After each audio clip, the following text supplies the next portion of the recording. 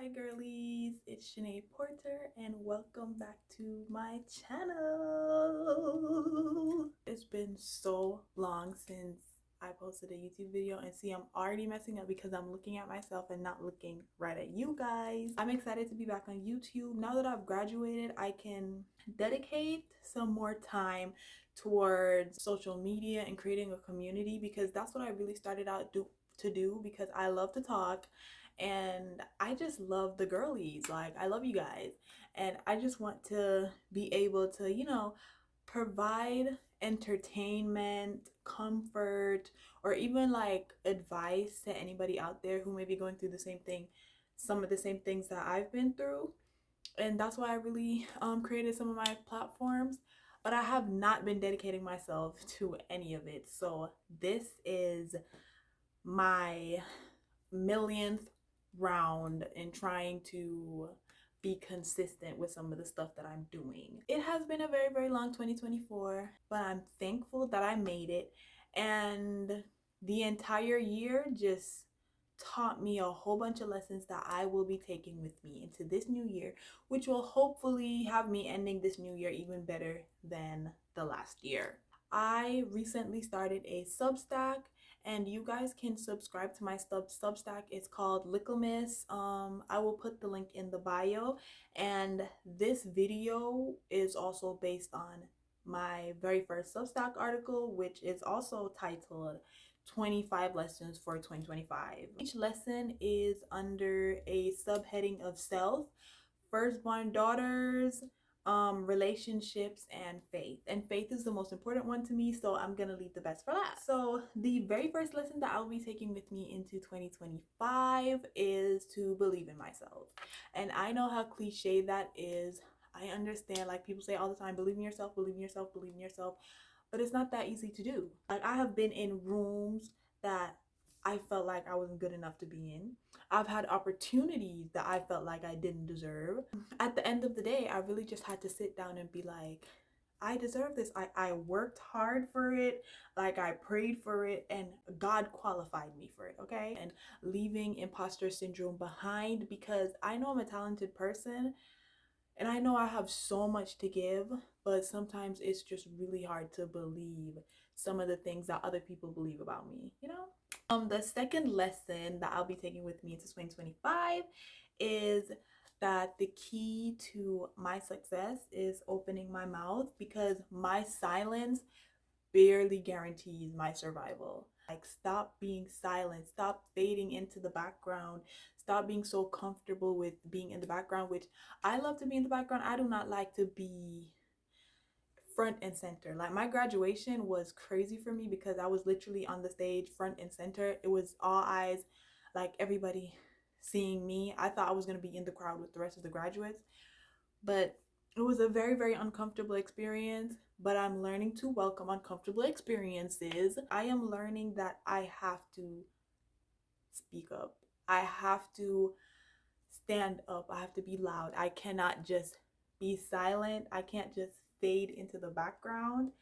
And I'm learning that my silence keeps me in places that I don't belong. Like, it keeps me stagnant. It keeps me from growing. So I have to learn to just speak. And if anybody knows me, they know that I am a yapper. Like, I love to talk, but I just love to talk to the people who I'm comfortable with. Being on social media, being vocal, talking, communicating, that's something that's really hard for me to do because I hate being perceived. I hate it. I don't like it. But I'm learning that I have to be comfortable with things, with certain things, if I want certain goals that I want, which I want to be a leader. Like, I want to empower people. I want to help people. So I have to be able to open my mouth. The third lesson that I'll be taking with me into 2025 is that I have to let go of the fear of being seen. I have to let go of my fear of being seen, because my fear of being seen is stopping me from my calling, which is to be a leader, as I said before. I want to be able to empower people. I want to be able to help people. And I cannot build a platform and change my life and change the lives of others if I stay hidden. The next lesson that I'm taking with me into 2025 is that the worst thing that can happen in your life is nothing. Literally nothing. Imagine you can either fail or succeed. You can either fail or succeed. Or you could just do nothing and you fail anyways. Why not try? It's better to try and fail than to not have tried at all. So why not try? And that's a really big lesson for me because there's so many things like this YouTube channel, like social media, like my writing, like this blog that I've been wanting to do for forever. I was just so scared of not even failure, success, being seen, being perceived, like being judged. I was just so scared of that I did nothing. And that was the worst thing that could happen because I experienced no growth in that. Like, I did nothing. I didn't even get to fail. And I didn't even get to see if I could succeed. So this year, I will be trying everything. I will be putting my mind, I will be doing it scared. I will do it scared. I will do it alone. I promise. And I also have to trust that if I'm not going in the right direction, if I'm not making the right decisions, that God will reroute me. I must, not have to, must allow myself to be celebrated. I must allow myself to be celebrated.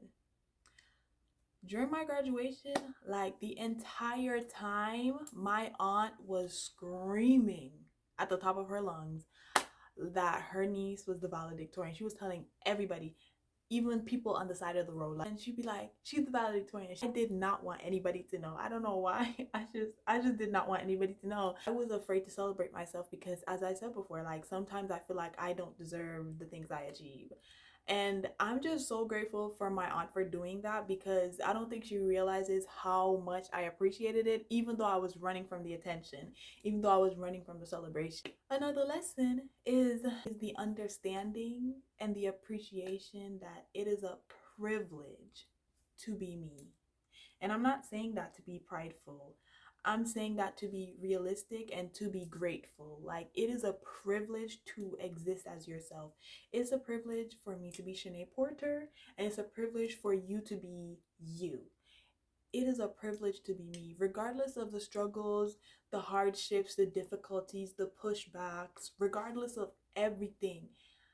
It is such a blessing to be me because I have life. Like, I have the breath of life. I have my talents. I have my abilities. I have my family, my friends. I have love. And most of all, I have God. I have Jesus. Lesson number 7, forgive yourself. I struggle with forgiving myself because I know me. Like, I know me more than anybody else knows me. I know every bad thought, every bad deed. Like, I know everything that I've ever done. And it makes it so that makes it hard for me to forgive myself for not taking a chance on myself, not believing in myself, like not giving myself the things I deserve, not celebrating myself. Like, it makes it really hard, but we have to forgive ourselves for the things we did when we didn't know better, the things we said when we didn't know better. Just as we could forgive others, we must extend that same grace to ourselves. So forgive yourself. Remember to do the things that heal your inner child. There's so many things that I can do now that I could not do when I was younger because either there weren't any resources or time. It's not even just about experiences. Like, there's things that we witness or go through in our childhood or in our youth that we need to heal from, and we need to do things in our adulthood to heal those, not just put band-aids over bullet wounds. We need to actually heal those wounds. When you're breaking the generational curses in your family, your victory will be hard fought. Like, you will get the fight of your life that not even your other siblings are going to experience.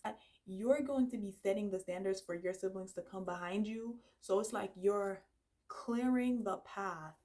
So it's definitely going to be harder because they're just following behind. Not saying they won't have struggles, but you're clearing the path for them to follow in your footsteps. I saw a saying on TikTok. It said, it ran in my family until it ran into me. And that perfectly explains our experiences. Like, there's so many things like alcoholism, drug abuse, teen pregnancies, so many things that may run into your family, and you have to be the one who says, no, it's never gonna happen. No, it's not gonna continue with me. It stops here. And because of that, life is gonna be hard. You're gonna get the fight of a lifetime. But trust, there are other people out there who are going through the same thing, who you can create community with. Like all the firstborn daughters, please tap in. The hardships that you experience as a firstborn daughter, it will make you resent some of your dreams and your goals, and make you want to question, like, is it worth it? When you are set apart, when you are the first, when you are the generational curse breaker, it will be hard, but it won't be impossible. Getting comfortable with asking for help. Now, everybody knows me for being the person who, I'll do it on my own, or I will go through a hard season or a rough time on my own, and then I'll tell you later after I get out of that time. Because who has the time to go rely on people, to go ask for help? I don't have the time for that. I just don't want to burden people with my problems. I already have to carry other people's problems. So imagine me offloading my problems on someone else. I just It's baffling to me. It really is. But I'm learning that I should ask for help. Like my aunt, especially, she has really, really been teaching me this. I'm really trying. I'm really trying to be more open and ask for help more, and just lean on people more. But it's really hard. It's really hard, especially when you have been hardwired your entire life to be the leader, to set an example, to carry the problems of the people in your family, to carry the problems of your siblings. It's extremely hard, but it's something that we have to do as firstborn daughters. We have to let go, and we have to ask for help, and sometimes give other people our burdens. We need to give yourself the time and the space to be weak. It's not easy to just rest and rely on people. As I said before, it's not easy. It's extremely hard, but it's needed. We need rest. We cannot carry everything all the time, all day, every day. We need moments of weakness, because it's a package deal with life. You can't always be strong. You need time to be weak.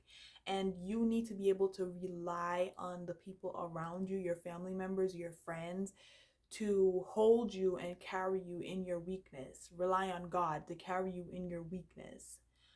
And that's a really hard thing to do as a firstborn daughter, as I said before. And I'm learning. I don't think I've mastered it yet, but I'm learning to be weak, to rely on people, to not always have to carry the responsibility for every single thing. I'm learning and I'm trying, but it's hard. I've been hardwired. Like, I'm 23 years old and I've been in a position of leadership my entire life. My oldest sister was born a year and a few months after me. So I do not remember a time where I did not have a sibling, where I was not responsible for a sibling. I've raised siblings. So it's really hard, but I'm learning that I have to do it. I have to do it. Put myself first. Now, this is not easy to do, especially not just as a firstborn daughter, especially as a woman. Like, we are taught that everybody else comes first. We're supposed to put our families first. We're supposed to put our education first. We're supposed to put all these ideals and all these expectations that society puts on us. That's all supposed to come first, and we should just put ourselves in the back on the back burner. I'm learning that you cannot pour from an empty cup. Your cup has to be full and overflowing for you to be able to effectively help people and have some strength left over. You have to put yourself first. Like, you have to do the things that make you happy, regardless of what your family thinks. You have to put yourself first, do it for you, and do it for nobody else but you. Do not allow yourself to be limited by other people's limitations, by other people's expectations, because some people only believe in you to the extent that they believe in themselves. So, no.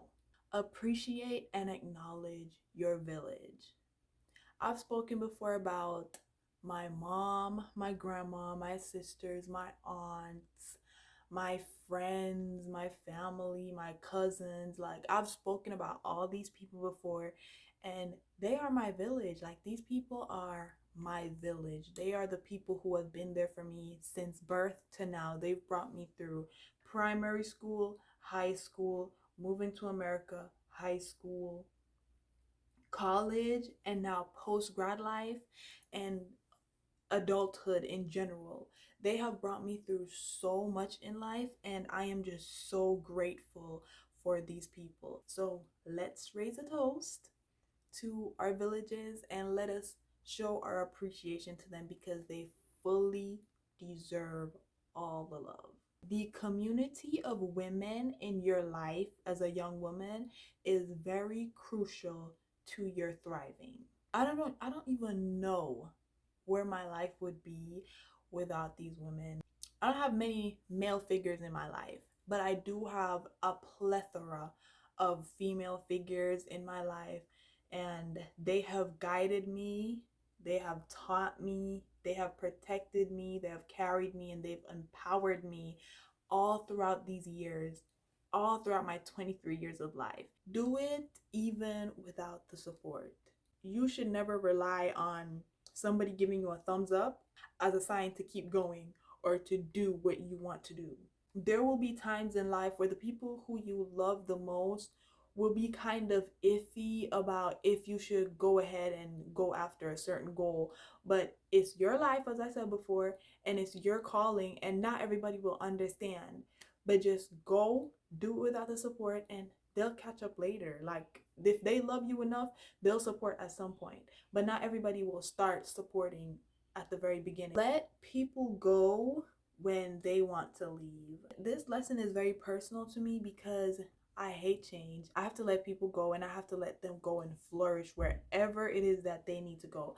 For example, Jade is moving to Arkansas soon, and I'm not very comfortable with that. I hate the change. I hate that she's not gonna be a 30-minute drive away from me, but I have to let her go. To keep God at the center of everything, him in every single aspect of your life, in your education, in your hobbies, in everything, your relationships, your plans, your goals. Put him at the center of everything, and he will establish your plans, he will establish your path, and he will set it clear for you. So put him at the center. You pray without ceasing, and I can admit that I didn't always understand what this meant, but it's simple, and it relates to the very first lesson, which is to keep him at the center. Keep him at the center of everything. Keep your eyes on him, keep your mind on him, and that is praying without ceasing. Like, remain in consistent contact with God, and you're praying without ceasing. Don't keep your Bibles closed, don't keep your mouths closed, and don't keep your secret place empty. It's hard to do sometimes when you're going through things or life is going through you, but just try.